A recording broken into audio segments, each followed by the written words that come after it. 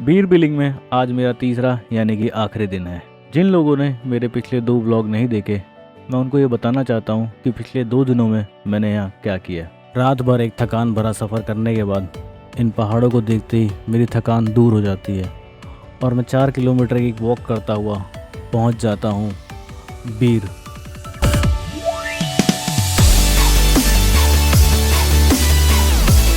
Hotel पहुँचते ही पहाड़ों का सुंदर नज़ारा लेते हुए मैं अपना ब्रेकफास्ट करता हूँ।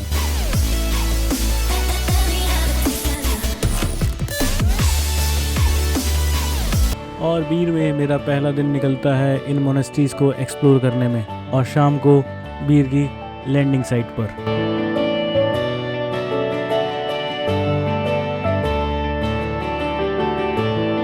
दूसरे दिन की शुरुआत करता हूँ एक वॉक के साथ और मैं पहुँच जाता हूँ अपने होम स्टे के पास बनी हुई एक छोटी सी मोनेस्ट्री में।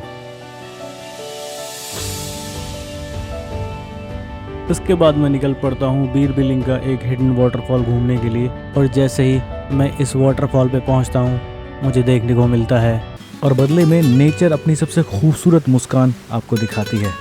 बांगरू वाटरफॉल बीर का शायद सबसे खूबसूरत हिडन जेम। वाटरफॉल तक पहुंचने के लिए आपको मेहनत के साथ साथ पसीना भी बहाना पड़ सकता है क्योंकि ये रास्ता इतना आसान नहीं है।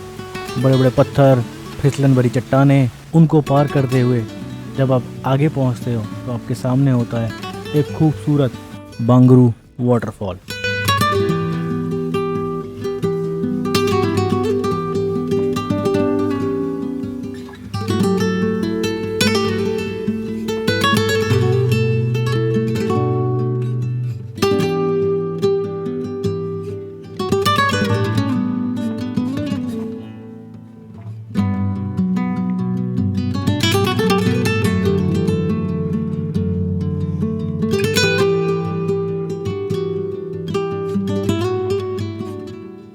और सच मानिए आगे की फुटेज में आप देखेंगे कि वो नज़ारा कितना खूबसूरत होता है कि जब एक पैराग्लाइडर आसमान में उड़ान भरता है।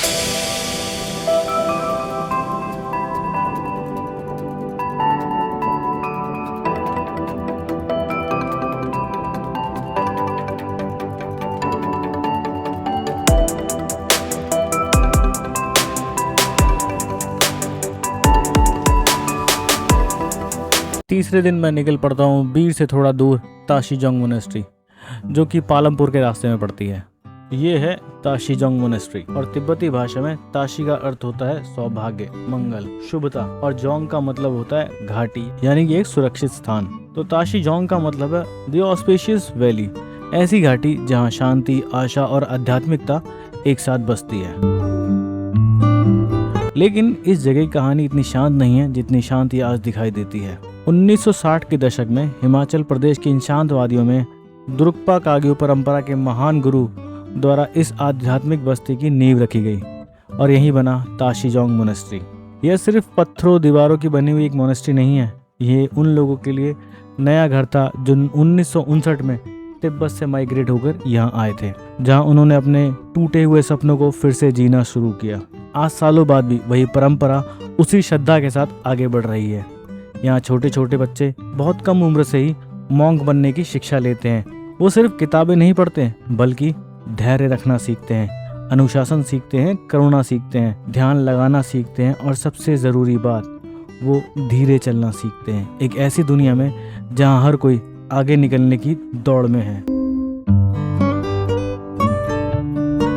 पूरी मोनेस्ट्री घूमने के बाद मैं यहाँ की ही कैंटीन में हल्का फुल्का नाश्ता करता हूँ और निकल पड़ता हूँ पालमपुर के लिए। पालमपुर मैं जा रहा हूँ वहाँ के टी गार्डन देखने के लिए।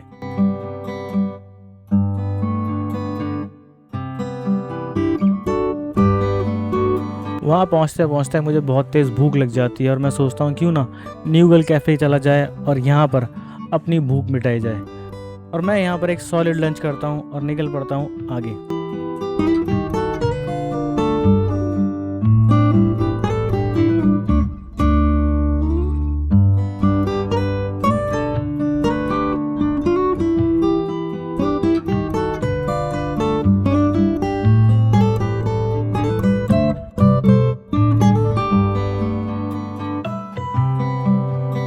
ये है पालमपुर का खूबसूरत सा दिखने वाला टी गार्डन।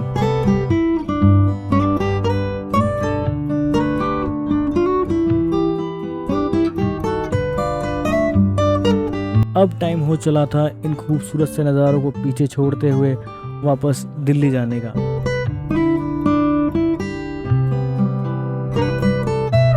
पालमपुर से दिल्ली पहुंचने के बीच मैं एक जगह रुकता हूं और इस गर्मी में अपने आप को थोड़ा सा रिफ्रेश करता हूं ये ठंडा नारियल पानी पीकर।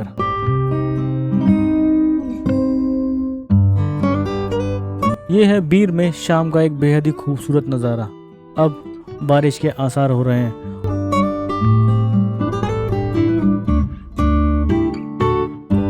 ये बीर में मेरी आखिरी शाम है। इसके बाद रात को 8 बजे मेरी बस है बीर से दिल्ली के लिए, लेकिन इससे पहले कि मैं बस स्टैंड पहुंच पाता मेरे को इस ज़ोरदार बारिश का सामना करना पड़ा। तो ये था मेरा बीर बिलिंग में डे 3। मिलते हैं अगले एपिसोड में एक नई डेस्टिनेशन पर। तब तक के लिए बाय बाय।